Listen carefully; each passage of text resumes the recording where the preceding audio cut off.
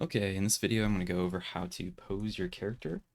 I'm not going to take a character all the way through, but I'm going to show you essentially the tools that you would use and how you would approach, taking your character from a neutral pose and moving their body to get into another pose.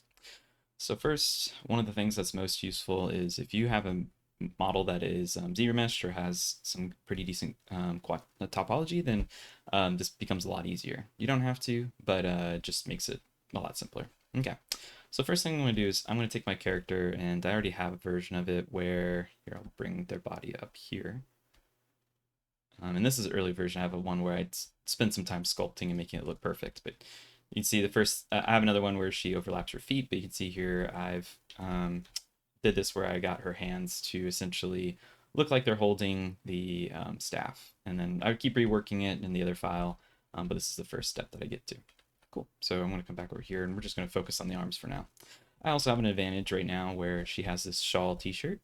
I will remove that for now just because I want to show you, let's see, shawl t-shirt.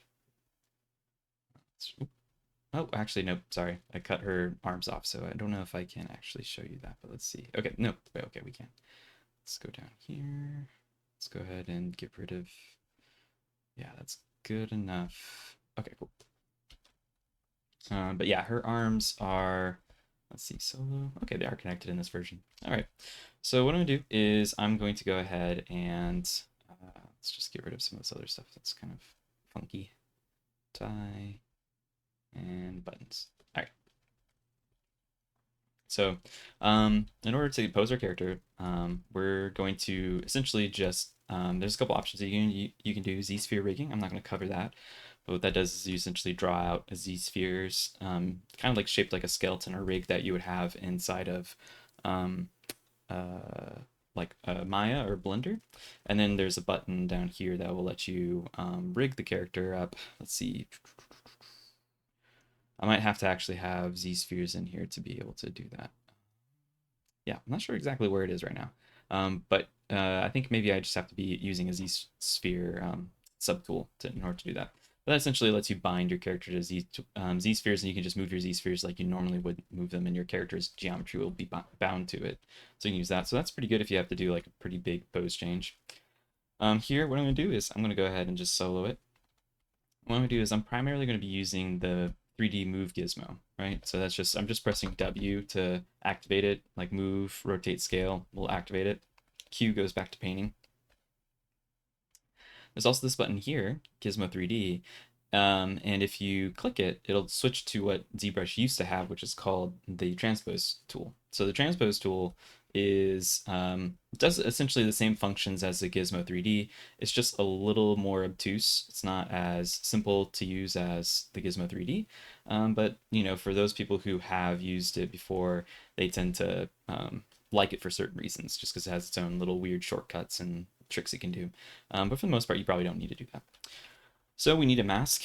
A couple ways we can mask is if you have polygroups, that's great, right? So like for instance, if I polygrouped her fingernails and her hands and I already had a polygroup saved, it'd be really easy to select her fingernails or her hands and then isolate them. I could use mask lasso. So if you go to brush, mask, lasso, mask, lasso, right? Skip this note until restart. And let's turn off perspective. Then what I can do is I can select using that, right? And so I can click and drag. It's not going to be square, and I don't have to worry about painting on the mesh while I'm doing it. And that's just holding control for the mask feature. Another tool that makes this a lot easier is if your topology flows down the direction, like so if you have essentially zero mesh geometry, if it flows down the direction of the limb, if you have the move gizmo, the Gizmo 3D essentially pulled up, and you hold Control for mask, and you click and drag on the mesh, you'll see it masks based on topology, right? So if I Control drag in here down this way, you can see it follows this topology, right? And if I hold Control and drag this way, you can see it follows that direction of the topology. So it masks based on topology. And to make your life easier, you could go ahead and start dropping in some what's called polygroups. So what I could do is I can come in here and I can let's see. We're gonna go ahead and drag this one. Let's take a look at that. Make sure it doesn't go down the body. Depends on your topology. You might have some weird topology that you might have to clean up. So what I'm going to do is I'm just going to press Control W. So that's what that's going to do is, and I'm pressing Shift F to show my polygroups or my polyframe. That also shows my topology. But if I press Control W, what that does, and I'm at my lowest subdivision level, it creates a polygroup. I do the same thing maybe at the elbows. I'm going to invert it, right? So I'm going to Control Tap on the background because when I press Control W, I want to mask this area. If I don't do that, then I'm going to remove my torso, that separation. So I'm going to do it going down the limb. So reverse my mask, press Control W. Let's see. I'm going to do the same thing around the wrist. Oops, it's not working. Let's go ahead and get that going. Here we go. Okay. Reverse that, Control W, and you can do the same thing with the fingers, but for me that's just going too far at the moment. So, and then I might do something at the thighs. Her character, or this character, doesn't move the knees very much. Oops. And sometimes with a polygroup like that, you know, the colors so similar to the next one that it still works. Separating, it doesn't really matter, but for visual sake, sometimes I'll just undo it and repolygroup it just so I can get a different one. And if I was going to rotate the feet and rotate the knees, then I would rotate the ankles and rotate the knees, then I would also do that, but I'm not going to do that for this one. Cool. So what I would do here is, and if I press, the nice thing about this is if I press Control Shift if I press Control Shift and select, I can isolate the polygroups. And then if I press Control Tap on the background, that's going to mask everything. So if you Control Tap on the background, it masks, it just essentially inverts your mask. So if nothing's masked, then this is all masked. And if I bring everything back by Control Shift tapping on the background, right, you can see I easily masked out the upper arm. So I can do this really quickly by Control Shift tapping these guys, right? And then I might Control Shift Alt, drag those guys to hide them as well. Control Shift drag on the background to invert my visibility selection, and then press Control Tap on the background to mask everything. You could always, if you forget some of those things, you can go into, I think display properties. No, not display properties. That's visibility. Yeah, so visibility is for like reversing and showing so like hide points or show points. And then you can also grow your selection, which is cool, but we're not going to worry about that. And then the masking stuff, you can just do invert your mask, clear mask. So just click inverse. So you can see here it says Control I, but you can also just press Control Tap on the background and it does that. All right, so let's say I'm going to go ahead and mask that off. I'm going to turn off polyframe. We don't need to see that anymore. And I'm going to go ahead and turn off solo. And so let's just say that for some reason she was going to wear like a tank top or something like that. So I might see her shoulders.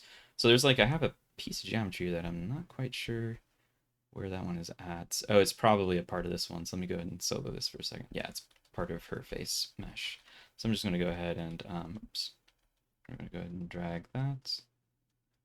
This is really high res.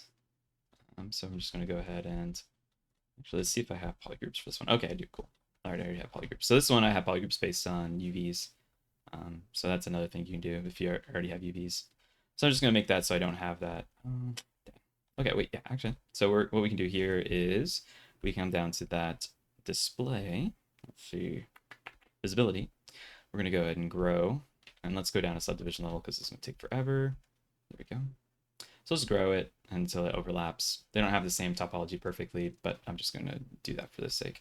All right, so if I need to rotate her arms, now what I'm going to do is I have this masked off. I'm going to rotate her arms up here. First thing we need to do is, just like if you were doing rigging, you need to figure out where you would be pivoting, like your joint. Like where would the joint be on like the body, right? So I'm going to select the move tool. If you press Alt and click on the mesh, it will snap the move tool to that location. And then what I'm going to do is I'm going to hold Alt and I'm going to reset its orientation so it's just pointing forward like that, holding Alt. Alt is just the unlock button. And then if I hold Alt and drag this backwards, I'm going to get kind of like wherever my shoulder, meets my upper arm, kind of around where my deltoid is. So we're gonna try this, but it's not gonna go super great, but we'll try it first. So what I'm gonna do is I'm gonna go ahead and rotate it a little bit because I know this one's a little weird because she's gonna rotate her arms and she's also gonna move them forward. But as you can see, this is already starting to get kind of like messed up, right? And it's for a couple reasons, right? First is I have this really hard fall off, right? And then second, I'm doing like multiple moves, right? Like I'm gonna have to move her shoulders also to accommodate this, right? Like if you're reaching forward with your arms, your shoulders and your clavicle would move on your chest as well, not just you don't just rotate from here, you'd rotate from here and back here as well. So first, let's address the issue of smoothing this transition area. So if this is a low res geometry, which is really helpful, I can hold control and tap on my mask. What that does is that blurs my mask. So what that does is it makes it so that the fall off of the mask is a lot softer, right? So you can see that I don't have that hard fall off anymore. You might want to go like, kind of cool it in some areas, right? Like you might find an area where it like kind of goes down too far down here and you want the torso to stay where it was. That's fine. Something else we can do too is if we want to do this, but we want to go back and just clean up an area to where it was before, you can go down to morph targets. I also have it up here, but morph target. Let's delete the current one, click store morph target. And that way, after I move this, if there's a place where I didn't like where it was moving, I can just go ahead and morph paint that area back with the morph brush. Okay, so switch back to the move tool. And so another thing you can do is if you need to orient the rotation axes with like a direction or limb, what you can do is you can hold, if you hold click and alt and click on that, right? It does that thing where it, where it snaps the surface. But if you hold click and drag, it snaps the surface and it orients itself, not orientates. And then you can just refine the orientation by holding alt and just rotating this thing to get the perfect rotation order. So anyways, let's keep going. So I'm going to go ahead and rotate this a little bit forward. Might rotate it. Let's see. I'm going to go ahead and reconfigure that. Oops. We're going to rotate her arms forward a little bit. Okay. And I'm not going to try to get everything done in her upper arms and shoulders, right? I also want to make sure that her elbow and her wrists are also being accommodated. Okay, cool. So let's say that looks good enough. Something I might do as well is actually I'll do it on the elbow just so you can kind of see what happens. So, and I might turn also on dynamic subdivision just so we can kind of see the mesh smoothed without actually working with the high res mesh. And we could probably just, for making it a little bit more PG, let's just go ahead and make her body grace like some kind of neutral color. Okay. Cool. So, and it also makes it easier to see things sometimes. So first, especially if this was shown, this is kind of ugly right here. So what I could do is, I'll turn off dynamic subdivision for a second. What I can come in here and do is, this always gets really hard in areas like this where it's compressed. So what I might do is I might do something like this where I'll like mask off this area right here. Let's switch to mask pen. Okay. All right. And I might bring everything back and then I might reverse my mask and then just control tap to smooth it out. The reason why I do that is why I reverse it before I smooth it is because whenever you smooth your mask or blur your mask, it always shrinks into the dark area. It doesn't shrink out into the light area or the unmasked area. So if I reverse this and click and drag, you can see it grows into the dark area or shrinks into the dark area depending on which direction you're going. So let's control Z that back. So this is what I could do here, and what I might do is let's see if we can do down in visibility. Let's see, hide points. Oh, let's reverse my mask. You click on hide points, and that hides everything else. So sometimes I'll do this where I'll get into this like area where there's things collapsing, and I might push them apart away from each other. So let's go ahead and do that. So what I might do is let's see, we're gonna do. Oh, okay. Another thing is if a thing you can do too is if you hide masks. So let's see if we're gonna go do this, or you hide a poly group, right? So I hid the whole arms, mask, and then I invert my selection, and then mask. This is like a little trick. You can see that both times when I do this, like this little edge, it's kind of hard to see on this one, is stays unmasked, right? That's the edge that's connecting to the hidden part. And so if you select this too, you can see it has that mask, partial mask. But if I mask this or invert it, you can see it leaves that part unmasked. You could just, if you wanted to, just mask it, but now when I bring it back, you can see I actually masked everything else besides that area right there. And then again, I can just do like control tapping to grow that area out. If you want to sharpen your mask, what you do is control alt tap on the mask. So I'll sharpen it, and that's great for things like if you want to just grow and sharpen, blur and sharpen, you're going to grow your mask. And then again, I can do this where I hide points. Oops. Let's invert our selection, hide points. And again, I have this right here. So something I might do is, let's go ahead and another thing, if you want to quick mask a polygroup, you just switch the move tool and control tap on the polygroup. And so we can kind of see where that transition area is. Another thing we can't really see is this arm right here. You can see it has like a, it's actually like right here, but over here you can't see it. It's because we're looking through the polygon, right? We're looking at the back of the polygon. So whenever you look at the back of polygons, you usually can't see them. But if you go down to display properties and you click on double, I have mine right here, you can see through, but you can see both sides of the polygons. So if, for instance, I felt like the upper arm was crashing through, you know, I might come up here and just like pull that out, right? So I'll do that, especially like at the elbow. That's an area where if you do the elbow up where you have to bend the elbow, we'll do that really quickly. So let's just do it on one side. So if I'm just going to go ahead and let's go ahead and use our masks. Or actually the polygroups. The only thing about the polygroups I don't like is the fingernails are kind of a pain in the butt. So yeah, sure. We'll still do. Okay. So select that, and make sure I'm selecting the fingernails. And then I'm going to mask the selection, and let's get the other fingernails too, because I didn't have symmetry turned on. Okay. Oops. Mask. Mask. Okay. And then I'm going to turn symmetry off. I'm just going to do it on one arm, so I'm just going to mask the other arm up. And then what I'm going to do is, again, I'm going to go ahead and find where that joint is. Usually it's going to be on the back of the elbow, and then I want it to be pointed down the length of the arm. So it's got the general orientation. I'm just going to tweak it a little bit because the topology doesn't help all the time. So her forearms are a little twisted, but like on purpose, like they're twisted. So the orientation can be a little tricky, like it might fool you. But her elbows are going to bend this way forward, swing up like this. So let's see. There we go. All right. And so then what I might do is I'm going to go pretty, we might just smooth it a little bit. If you want it to get like a better transition, right? You want like a nicer transition, but you don't have enough topology, right? It's just going to blur too much. What you can do is you can go up a subdivision level or two and then just smooth your mesh. And then that way you do get like you do smooth your mask out, but you're getting like a much like subtler kind of change. You see I have like a visual glitch. So the elbows, you know, just like with rigging, the elbows tend to like to collapse. Same thing with the knees. So this is looking a little jank right now, but I just want to show this to you guys so you can see how you can clean it up. So if I was to fix this, again, I would be looking at, here, let's go undo our masking. Usually whenever you pose, you're going to have to spend some time just doing sculpt fixes. And, you know, generally I would say don't worry about sculpt fixes until you're done doing all your posing, you know.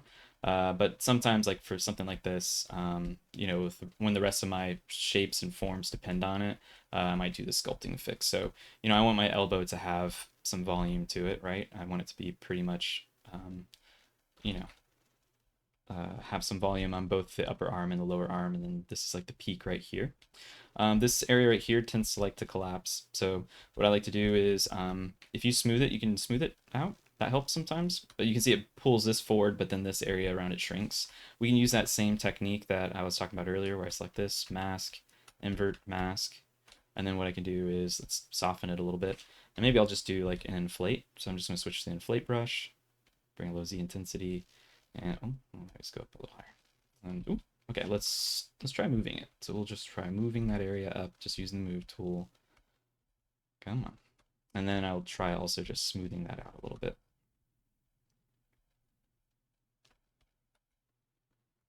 And I always feel like this area needs a bit of cleanup, quite a bit. And it's always pretty annoying, but that's just how it works. Let's see. So when you're doing this kind of thing, depending on how much the elbow is bent or the upper arm is bent, we might have to do more essentially, oops, more form compression. So I'm going to smooth that off a little bit. At this point, I want to smooth it, but I don't want to collapse it and keep collapsing it, right? Because it's pretty low poly. I'm going to switch to the clay brush. Let's turn off RGB, bring the Z intensity down pretty low, and then I can just use that and see if this works a bit. And if you want to smooth it out, like hit up the irregularities, but you don't want it to collapse as much, we can just go up a subdivision level. Just smooth that out a little bit more. And what I want is I don't really want to feel a bend happening up one end and down another end, right? Like I don't want, you can see this bends and pushes in right here. That doesn't really make a lot of sense. If anything, it should just build up volume on both sides. So it should feel like two volumes when you bend your arm kind of starting to press against each other. So I might do that, and then I can build up with that. And I'm just, again, using the clay brush, and you can use a low Z intensity to help with that. And then you can go maybe another subdivision level, and then use the Damien standard brush with a low Z intensity. And then if you want to just like crease it. And then the last touch depends on how, if you bend it a lot, like you're like doing like a bicep curl, you might also want to come in here and go ahead and do inflate. So it doesn't make a whole, let's go down to subdivision level. It doesn't make a whole lot of sense with this one because it's not super bent, right? So I'm not going to compress the forms that much, but you could do that, and that should fix generally that area. I feel like the forearm kind of compresses a little bit right there, so I would just continue to fix that, but generally that should be fine. Let's go up here. I'm going to fix this again. So we're going to come in here. I can just smooth. I'm just going to smooth this area out a little bit. Try to see if I can get this to look a little bit better. Just like the elbow, the more you smooth, it tends to just like kind of shrink into both volumes, which gets to become a problem. Another thing you can do is you can see I'm trying to like kind of pull these guys into each other. Like I'm gonna make a crease here, but I'm gonna pull the upper arm in towards the chest and the chest towards their torso towards the upper arm without them penetrating too much. But you can see even with move topological, they'll still sometimes grab each other, both sides. What I'm gonna do here is I can turn on mask by, see, polygroup, which is found under brush, auto masking, mask by polygroup. If you set that to 100, I put mine in like a little menu. What happens is that what it does is it essentially masks off it, like once you start brushing, it doesn't matter how big your brush is, it's only going to affect the polygroup you start on. So I can do that to just kind of be able to manipulate both of these limb pieces, and maybe at this point maybe perspective will help me see shapes better or see the forms better, right? I might do something like that to kind of help push these into each other. So in this case, I'm having her arms pretty much press against her side. Let's turn off the mask by polygroup. And what I might do is just pull her shoulders out a little bit more. Might use clay just to fill in this little area right here, just simplify and flatten the chest area a bit, or in the shoulder area. All right. This area back here, if we're gonna see it or if it's gonna have an effect on the mesh, we do want to fix it. So I might just kind of fix shoulder blade area. I mean, she's a pretty stylized character, so I could really like simplify that out quite a bit. Let's just get that simple and straight, and I'll just pretty much smooth everything out and just not worry about it. And then that same thing with that little armpit area. And again, we can use clay. Clay, I think if you're using clay to smooth out and fill things out, you want to use it low Z intensity at a low subdivision level. That almost always tends to give you the best results. Cool. All right. So there we go. So that's basically the main way that we're going to be doing the transpose, right? Is you're just going to use the Gizmo 3D to mask off and do polygroups, mask off a part, position the Gizmo 3D somewhere where it's it makes sense to rotate the joint, orient it the right way, just like I did with the elbow, of how the joint is supposed to rotate. And then, you know, you just go from there, smoothing out your masks, jumping up and down subdivision levels, and then just rotating it. And then afterwards, almost always you have to do some cleanup, right? You have to do some kind of sculpting to make it look better. I talked about the morph brush. I just want to show you the effects. I don't need it for this one, but if I do brush MG, I'd set up that morph target early on. So if we click on switch, you can see it just stored a version of my morph target or my mesh as a like a blend shape pretty much, or a stored geometry. So then I can come in here again. We want to turn off RGB, and let's say I was just going to do on this side. If you just painted like a section, you can clean up a part of, like, let's say I didn't like the changes to the shoulder, right? I can just do that, and that's, you can see here if I switch this, that painted in the stored morph target. If you want to do that. And then whenever you need a new morph target, just delete your morph target and store a new one. And it only works on the subdivision level you morphed it, or you stored it at. Because if I go up a subdivision level, you can see I can't switch my morph target. It only works in the subdivision level you were at. The last thing I want to show you guys is transpose multiple subtools. So I'm going to actually do this with the head. So with the head, let's go ahead and drop it down a couple subdivision levels. Let's say I wanted to turn her head, but I have all these little pieces. This is going to be a pain in the butt, right? So what I'm going to do is, let's go ahead and, in this case, I want to just rotate it around a single axis, no mirroring. But first what I'm going to do is I'm going to go ahead and mask off her head, right? So I'm going to twist her neck. And so what I'm going to do is I'm going to have to smooth that quite a bit. And just like everything, or with the body, I want to think about where I should be rotating from. In this case, with the neck, you're usually doing around the, let's do center. Let's just move this up and this back. So you always want it to be at the base of the skull where it rotates. Generally, if you're just rotating only the head and not the neck, it's going to be around the base of the skull. If you're going to rotate the neck, the base of the neck rotation's down here, and you can get a curve in it. But we're going to just be rotating like she's looking over to a different side. So what I'm going to do is I'm going to mask off that bottom part. And so if I rotate this, let's turn that down. Problem is, obviously, all the other pieces don't move. So what I'm going to do is I'm going to go ahead and switch this tool on, or the Gizmo 3D, and this button right here that says transpose all selected tools. I'm going to click on that. And you can see we have this like kind of grayed out version of our mesh. And you can see this stuff down here is,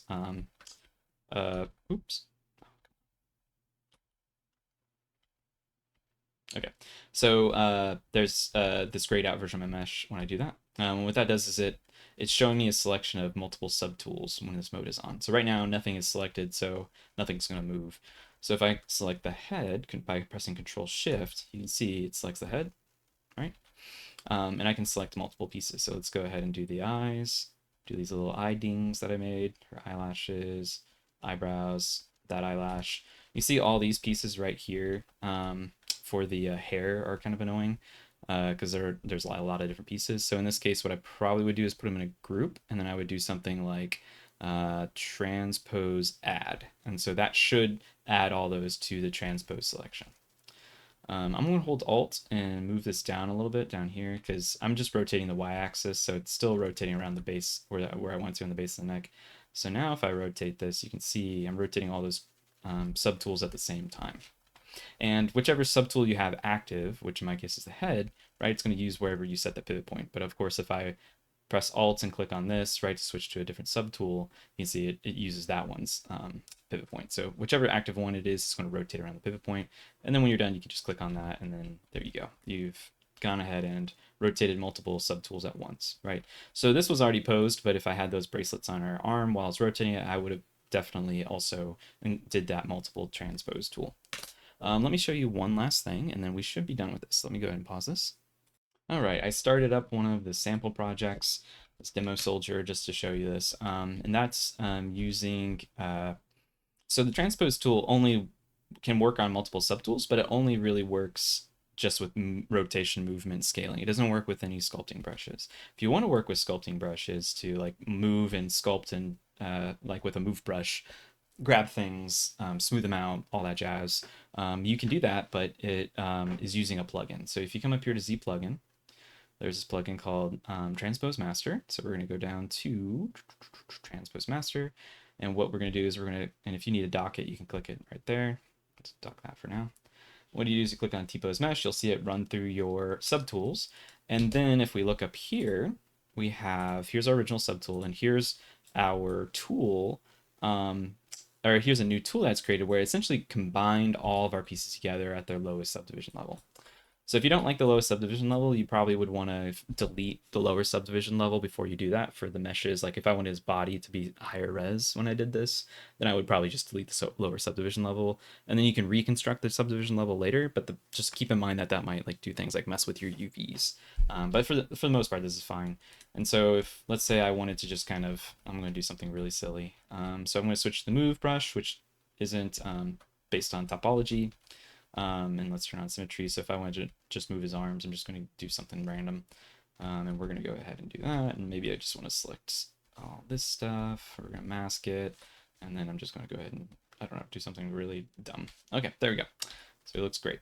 So I'm going to clear that out. So let's say now we need to propagate all those changes back to the individual subtools, right? What we do is we then go to T-Pose to subtool. So this is going to transfer all of these changes back to our original subtool. So you see it go through, and then it's going to go ahead and each one of our subtools now has those changes stored in them. So that is pretty useful if you're wanting to, sometimes also just if you don't really like using that transpose multi-selection tool, this would be how before the Gizmo 3D, you could, when you're using like Transpose Master, that would be the way that you would move multiple subtools at once, is you would do something like that, or bring them into the same subtool at the same time, move them, and then separate them back out. Cool. So hopefully this helps. This is about everything I can think of that you would want to use for posing. Like I said, I didn't cover the Z-sphere rigging. That's just a little bit more complex in terms of just like workflow. So just watch, there's plenty of great videos out there for it. And so if you're going to be doing a pretty dynamic change to your character, I think it's pretty useful. You could always, of course, do a quick rig inside of Blender or Maya or some other program, and then pose your character and then bring them back in. And then almost always you're going to have to just sculpt and clean up the deformation areas so that you can make them look pretty. That's just part of the process. There's almost never a way to perfectly mask off everything in a way that you're not going to have to clean up sculpt after you're posing, because I mean, that's a problem with rigging in general, just weight painting and stuff like that, is getting the weight painting and all the other dynamics for the rigging process perfect so that you don't have to worry about those forms looking bad when they bend. So obviously this is a much simpler process. So hope this helps. Let me know if you have any questions.